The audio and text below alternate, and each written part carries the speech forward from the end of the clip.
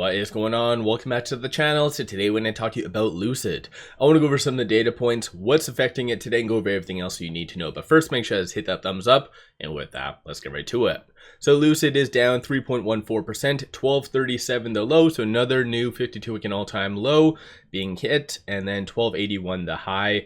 4.2 million shares being traded, 9.5 is the average. A couple of things that's causing the market some distress today. One is this right here, so initial jobless claims. Even though I think this data point wasn't really expected to come out, it did and was released at 5 a.m., came in at 232, forecast of 254, consensus of 223. So even though it was lower than the forecast, still too high. So you had that, and also ADP employment, so that came in at negative 2,500. So kind of two signs of consumers cracking, so not necessarily the best. You also did have a lot of hedge funds being, I guess, analyzed or surveyed, and 45% of them do see the biggest risk in 2026 being rate hikes. So all of that kind of put together caused the market to somewhat freak out.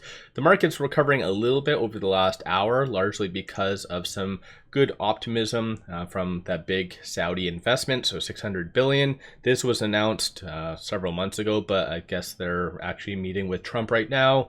So that's one thing that's really helping, I guess, the broader market recover slightly. Lucid's moving up a little bit, nothing like significant, but when it comes down to Lucid, there was this that came out after hours yesterday. I did kind of talk about this in my video yesterday. I did two videos actually, in fact, but this one right here does show that they closed the actual private offering, 975 million, goes over how they are kind of paying 755.7 million towards that 2026 note.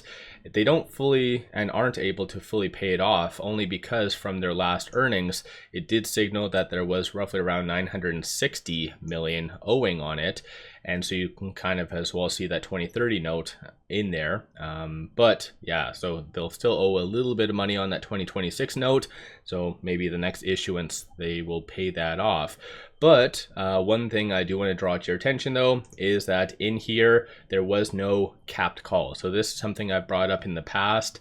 Last little bit, that was a pretty substantial red flag, in my opinion. I could be wrong, but I think a lot of investors really need to think on why they did it on the second note, so the 2030 note, but not this one. I obviously have a conclusion, but I want you guys to kind of have that epiphany. But nonetheless, there's a couple of things I wanted to bring up.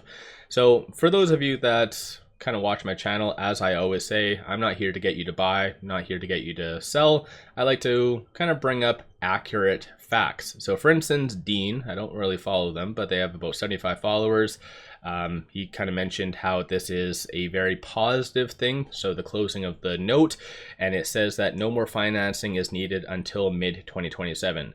This is, in my opinion, rather comical. I don't understand where people get that mentality from.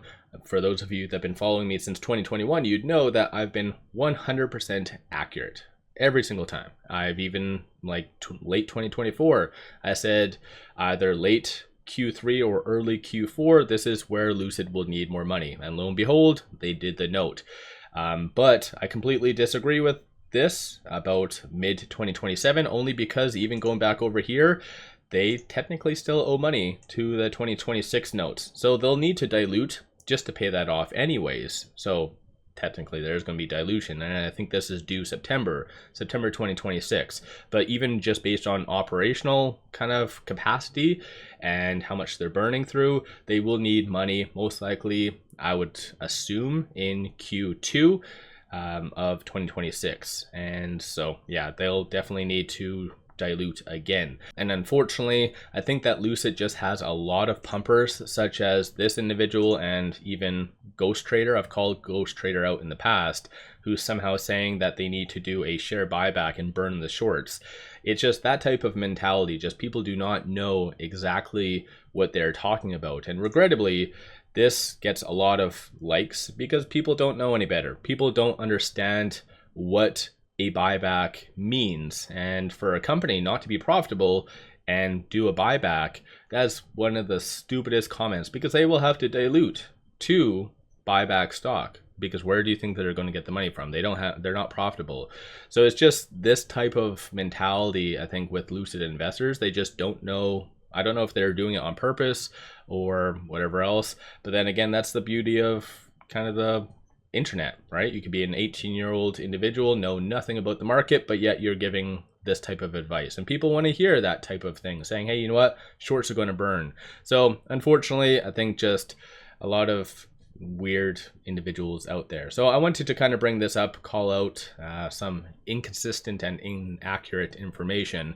But aside from that though, shorts at the time doing this video, they are increasing 422,000 shares. So given the overall volume, like, they're not really doing too much. 29.18% of the free float is being shorted, works out to be 42.03 million shares overall being shorted. So DTC's surprisingly gone down a little bit, so that's sitting at 3.98 days, and most likely that is because of Lucid's overall volume has been dropping. So DTC does factor in the average volume in comparison to number of shares being shorted. So I feel like that is what is affecting Lucid.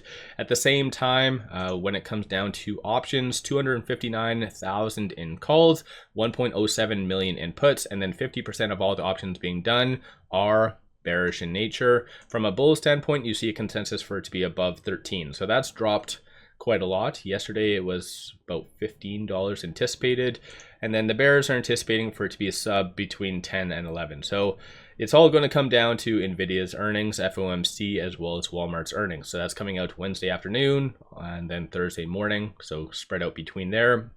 So clearly bears are anticipating for that to flop.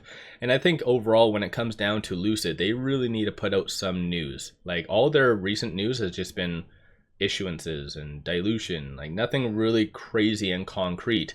Because if you kind of look at it, for those of you again that have been following my channel for a while, like back in 2023, I mentioned, hey, you know what, there's a lot of signs that demand is slowing. People hated me for that, and I really didn't give two craps. I love to kind of call people out when they are either pumping or whatever else. But technically, one thing that you want to take note of though is promotions, because if there is sufficient amount of demand, you don't need to do promotions. That's very, very simple, because even back in 2023, nobody, like, the market was hot like crazy. Tesla, nobody was doing promotions. Lucid was. And so that did signal that they were trying to incentivize and drum up some demand. This is where you did see the financing recently dropped from 1.99 to 0.99. So again, kind of signals that there's a little bit of a slowing. And even from the recent transcripts from their earnings, it does signal that they say other OEMs, while other OEMs are slowing down EV investment, we believe we can turn the current challenges into opportunities. So they're pretty much saying that they are experiencing the same type of thing. Faisal Sultan, during an interview, did also say kind of mention that there is a slowing going on. So I think Lucid does need to be honest with its investors, and possibly as well, this could be one attributing factor why institutions have been selling lately, because maybe they feel that Lucid will not hit their 2025 targets. Aside from that, these are some of the transactions occurring on the secondary market. So you have one buy for 353,000. Everything else is selling. So 1.23 million, 374, and so forth. So big money is not really doing too much, nor are they buying the dip.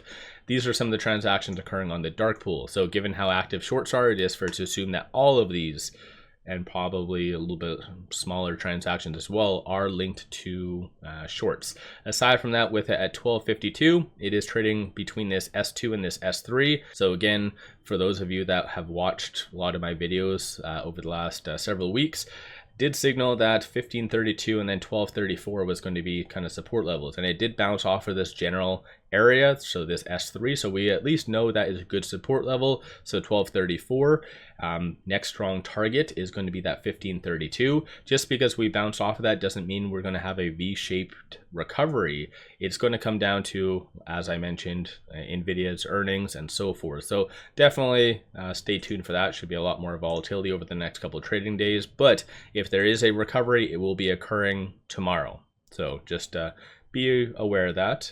Aside from that though, this is 100% the definition of a falling knife. So some people again say that there is value here. There could very much be value, but you're definitely taking a certain level of a risk. So things have been absolutely insane lately. Stochastic RSI very oversold, so a good piece of news, or macro news, you could see a nice push higher as a byproduct of that. But as I mentioned, there's a lot of different things influencing Lucid as well as the broader market. So let me know your general thoughts on Lucid. Do you feel that more upside is coming? Do you feel like we're going to be consolidating more? From what I did mention about them needing more money even as early as Q2, do you think that is accurate, or what's your kind of general thoughts on all of that? And then one final thing, pop over to my Stacked account. Just launched this roughly around a week ago, and I did open it up. So initially I only had 50 members under the launch promo, but because of Black Friday, I am opening it up to another 50. So I'm going to extend it to 100 members. And I put out daily day trades, numerous swing trades. So worthwhile to pop over there and check that out. So it'll be $1 per month. So definitely this is a kick-ass deal. So definitely sign up for that. And with all that said, appreciate all of you watching.